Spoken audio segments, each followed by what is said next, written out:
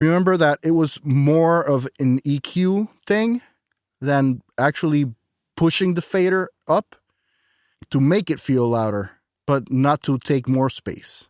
I felt like it felt like a lot of 100 hertz in the kick. Mhm. I feel like that was probably. That was my.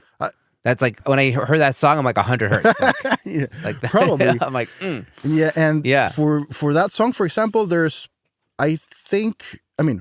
I'm sure there's no compression on the master on that one, like at all, like none. yeah. I don't know if I did any EQ in the sense of like I was feeling that I needed to open it up or anything, but like I would probably bet that the master fader has almost nothing on that one, except for the limiter for them to listen to the song at a decent volume. Wow. Good on you, man. I need to start figuring out if I can reverse a lot of my habits of mixing of like the stereo bus processing and kind of like I recently got like even deeper into stereo bus processing based on one of my conversations with Daniel Silberman on the show. I just got like really deep in it, adding like Pultec EQs and all that jazz. And now maybe I need to try the other way around and kind of just like get everything working on like either the group or the tracks themselves, and kind of leaving that kind of wide open stereo bus and see what that feels like. Just to try it, Yeah, I mean, it got to give it a shot.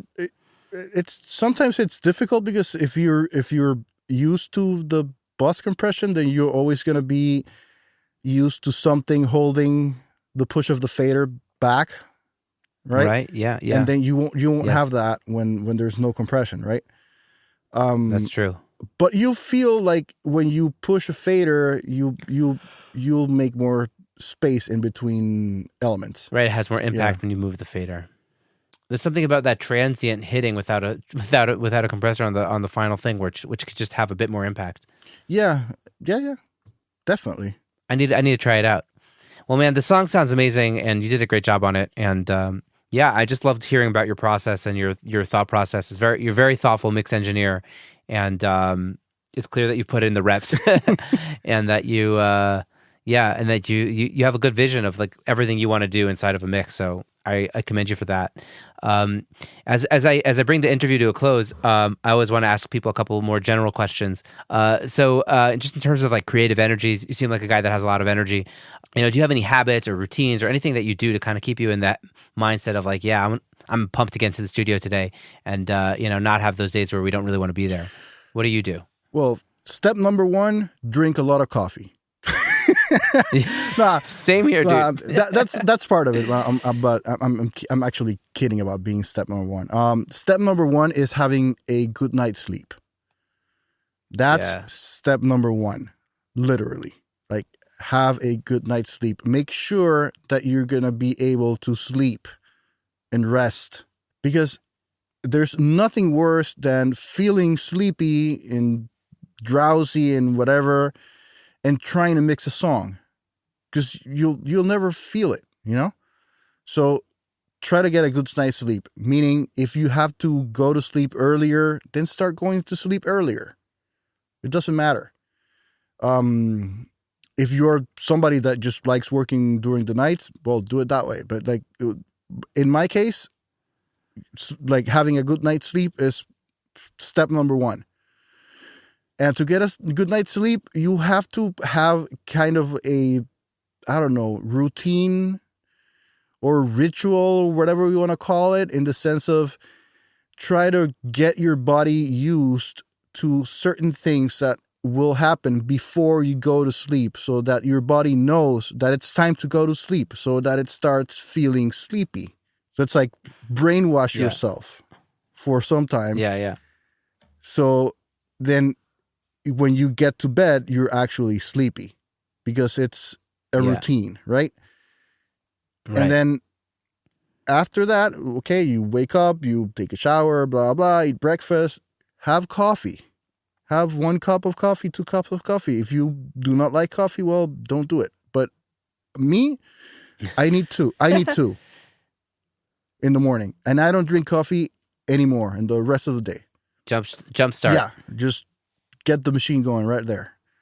Yeah. And then, just one thing I'll do while I'm drinking coffee is that I won't drink them quickly. I will take my time. I will read emails. I'll text people, chat with my friends, look at memes, like try to get my brain into a certain relaxed state or whatever. And then I'll come to the studio because my studio is it's in my house. So I don't have to go anywhere. I don't have to drive, which is great. Yeah. And that's it. I'll just be here and I know what I have to work on, and I'll probably be psychologically prepared to deal with whatever I have to deal with. Because I took my time, and gave me my me time before anything. Yeah. And then I'll try to stop working when it's around in between 6 to 7 p.m. and then spend time with my family. Like unless I'm working on something that is rush or something, one of those weird cases where something needs to be done or something is delayed, whatever, then I'll stay later. But I'll try to stop. Yeah. At around 6 or 7, I'll just stop. And then I have to spend time with my family because then I have to change my programming in my head needs to change. It needs to think about other things. And, and that also gives me some, I can rest my brain. Yeah. Get out of the work zone and into the family zone. Yeah. I'm all about that. Yeah. It's I love the me time thing also. It's harder these days with young kids or whatever. Oh, but, yeah. But having that morning but you'll get it back. Just give it a couple. Yeah. Oh, yeah. Give it a couple eventually. of years. Yeah, totally. Well, I it's funny. Like I send my son to daycare in the morning, and then it's like, okay, I know I should hit the ground running with work, but I usually take 30 minutes to an hour to kind of get myself into that little. Sometimes it seems excessive, but I work much better if I have that 30 minutes to an hour to kind of just I don't know, find that balanced little center spot, so to speak. Yeah. And then when when I'm fully ready, I'm in the studio just like you. Then it's all right, let's go. I dig it, man. Awesome. And just the final question of the show, which I ask everybody who comes on the air, and I'm debating rebranding it, but so I'll ask it to you two ways, and you can kind of answer it however you feel is best. Looking back on your journey, was there something that you maybe did or didn't do that you'd want to impart on your earlier self? Be like, yo, Nacho, keep at it. It's going to get you where you want to go. Or Nacho, quit doing that. It's holding you back. Or alternatively, just for, young kids up and coming, what would you recommend as tried and true practice or lack of practice to get where they want to go in the industry? Be patient. That would enclose everything. This is a career which everything takes time. And as my former business partner used to say, every mistake you make on the music in the music industry takes up to a year to get you back to where you should be if you didn't make that mistake. Oh my God, I know that too well. So be patient. Don't be impulsive.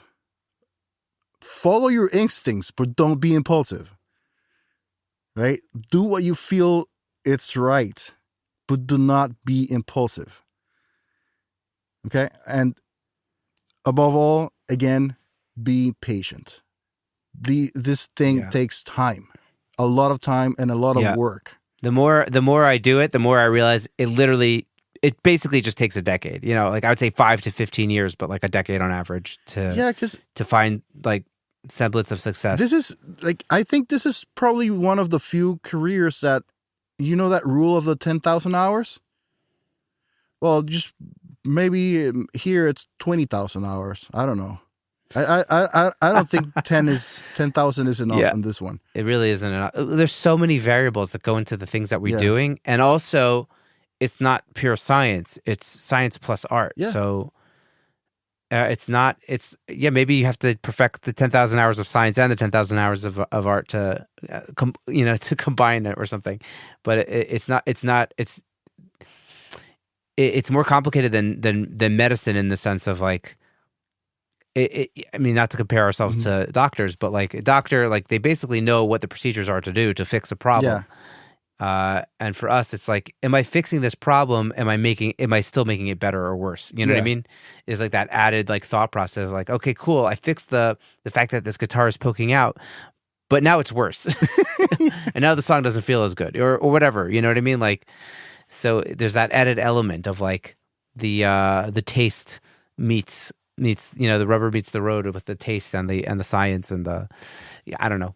I'm not sure. I think you know what I'm getting at, but it's complicated. It's complicated, and it's it's a back and forth all the time. Right, the juggle. Yeah. Well, man, I think that's great advice, and I think you shared a ton of nuggets of wisdom here. So I really appreciate you taking the time to do this. I'll put links to your website and where to find you on Instagram or whatever in the show notes below, and people can go check you out. And it's been a real pleasure, man. Thank you so much, Nacho. Thank you so much, Ben. And also thank you, Sam, for introducing us. Yes. Shout out once again to Sam Sherman. And people should definitely go check out his episode also. Oh, yeah, man. Episodes. Yeah. Plural. So, yeah, absolutely. All right, man. Take care of yourself. Have a great one. You too, man. Thank you so much for listening to this episode of Secret Sonics. I hope you enjoyed this conversation as much as I did. If you've been digging the show, it would be awesome if you could share this episode or your favorite episode with a friend or two, and or leave a rating and review on Apple Podcasts, Spotify, or your podcatcher of choice. That's it for now. Have a great week. Take care and dig in. See you soon. Bye-bye.